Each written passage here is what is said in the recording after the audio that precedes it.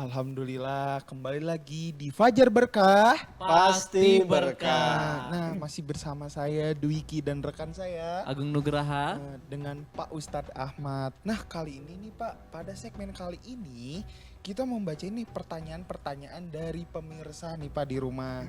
Dan sebelum itu kita mau ngadain games dulu nih Pak. Ya, gamesnya tuh Aduh, games lagi. Ya, betul banget. Jadi gamesnya tuh aku yang bertanya dan Kak Agung yang bertanya, yang menjawab gitu kan. Nah, nih Kak Agung siap-siap ya. Yang susah-susah ah. Enggak kok, enggak susah. Ini tentang Nabi. Nah, apa nih mukjizat yang dialami oleh Nabi Isa gitu? Mukjizat yang dialami oleh Nabi Isa. Ya, Aduh, saya nggak tahu nih Pak Ustadz. Pak Ustadz tolong bantu saya Pak Ustadz. Baik, Apa mukjizat Nabi Isa? Kang Agung, Kang Dwi dan sahabat Fajar Berkah dimanapun berada. Mujizat yang Allah berikan kepada Nabi Isa alaihissalam banyak. Di antaranya terkait dengan gelar Nabi Isa. Nabi Isa disebut apa? Ada Isa al-Masih. Masih itu adalah masa mengusap. Jadi Masih itu, al-Masih itu yang ngusap, tukang ngusap.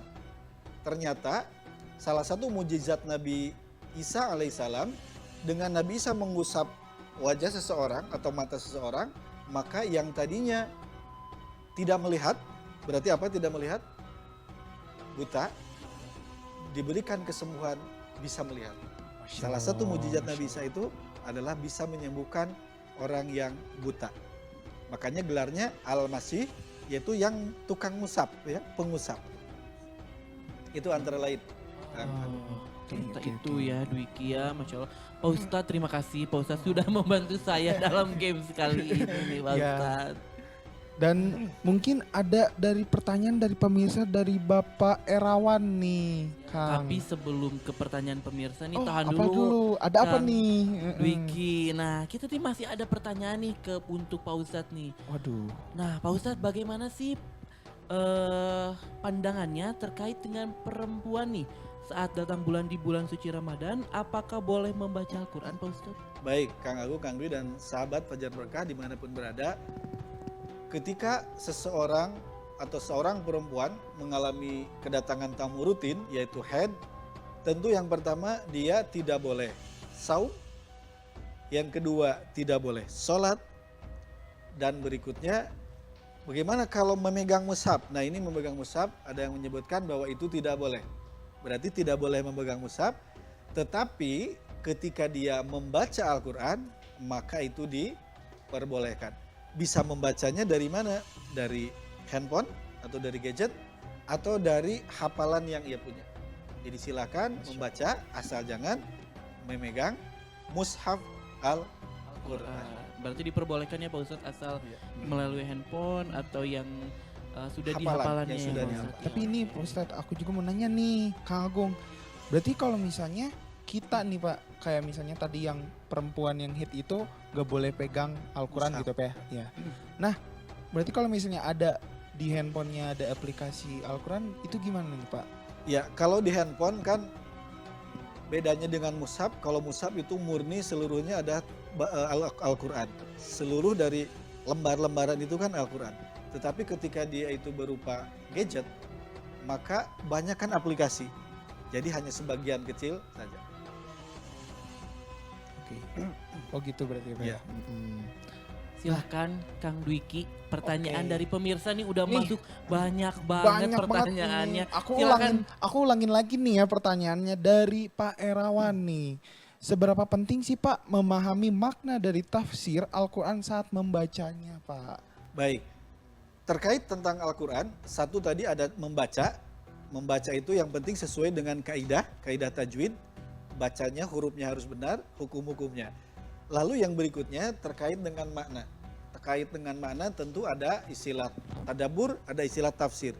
Intinya tafsir itu tadi seperti bahasan tadi, ketika kita membaca misalnya contoh Bismillahirrahmanirrahim, maka idealnya tentu kita mengetahui makna-maknanya.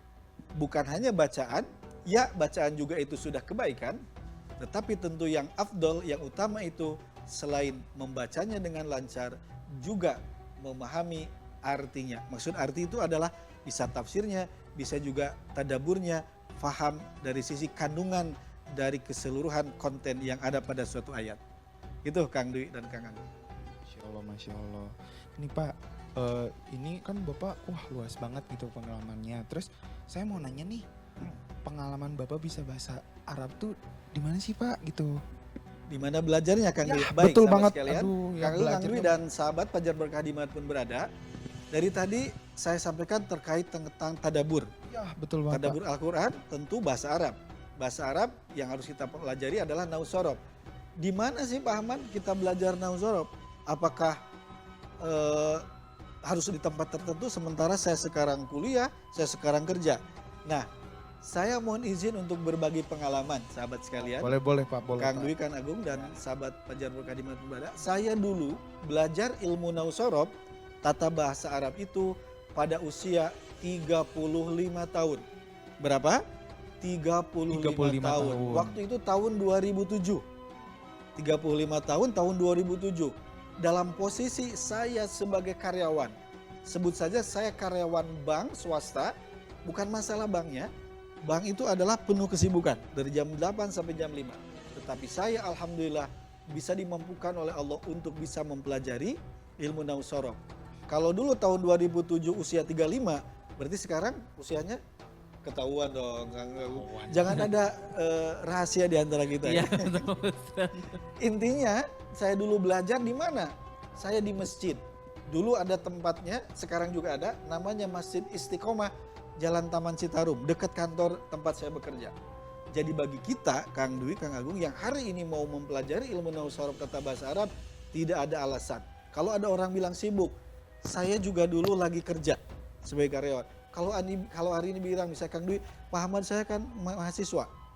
Kata Kang Agung, saya kan karyawan. Saya pun dulu mengalami sebagai karyawan.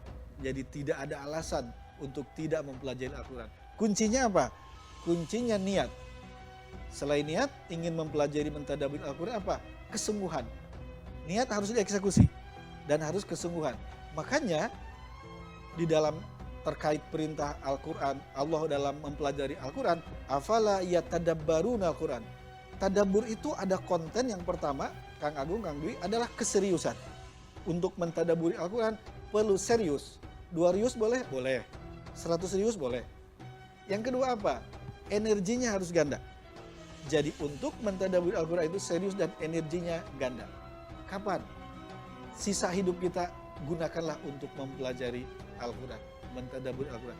Tidak ada alasan. Apapun profesi kita hari ini, mau mahasiswa, mau siswa, mau karyawan, mau abdi negara, mau pedagang, silakan. Yang penting pelajari Al-Quran. Wah, Masya Allah, Masya Allah, Masya Allah. Gimana Kang Agung tadi udah kerja? Iya, aduh Masya Allah sekali ya. Pak Ustadz nih kita balik lagi nih ada dari pemirsa ini.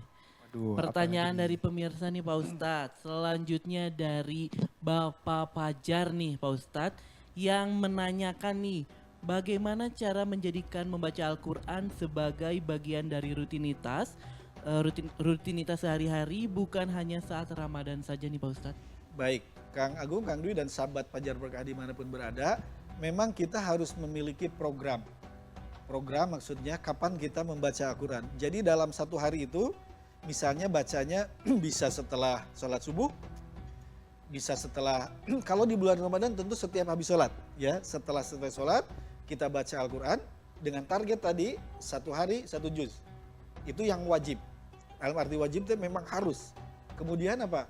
Di sela-sela itu, di sela-sela waktu sholat itu, kita sempatkan. Daripada kita misalnya yang gak jelas, lebih baik kita apa? Baca Al-Quran. Jadi ketika Ramadan, bawa Al-Quran di dalam tas, atau setidaknya bawa gadget, dan ketika kita ada waktu senggang, bacalah Al-Quran. Karena apa? Karena disitulah kita akan mendapatkan keutamaan. Keutamaan dari Allah Subhanahu wa Ta'ala. Apa keutamaan atau keberkahannya? Wallahu alam. Itu kewenangan Allah. Kang Agung dan Kang Dwi. Masya Allah, Masya Allah. Nih Pak, mau nanya lagi nih pengalaman Bapak nih. Pak ya, Iya. kalau ada nggak sih Pak rutinitas Bapak gitu? Kayak jadwal, oh saya harus membaca Al-Quran hari ini nih, atau ini kapan gitu, jam berapanya gitu Pak? Ya, seperti saya sampaikan tadi, kalau selama bulan Ramadan setiap habis sholat, dan yang berikutnya apa? Tentu yang utamanya adalah kalau bulan Ramadan di siang hari juga boleh, dan tentu di malam hari ketika di sepertiga malam. Terus isi dengan baca Al-Quran. Bukan hanya baca lagi-lagi, tapi apa tadi? Tadaburi Al-Quran. Coba pahami maknanya. Jadi targetnya kalau Ramadan ini bukan hanya baca saja, bukan hanya hatam satu Al-Quran, tetapi juga apa? Pelajari arti dan makna dari ayat-ayat Al-Quran. Gitu Kang Dwi. Masya Allah, alhamdulillah nih mendapatkan ilmu lagi nih Kang Agung. Betul sekali. Iya, tapi sebelum itu kita ada pesan-pesan berikut ini nih yang mau lewat nih Kang Agung. Jadi Oke, boleh, mungkin siapa tahu ada pemirsa nih yang mau menanyakan gitu tentang ke Pak Ustadz ini, bisa kontak di bawah ini di 08 13 9447 7912. Nah, tetap bersama kami di Pajar Berkah. Pasti berkah.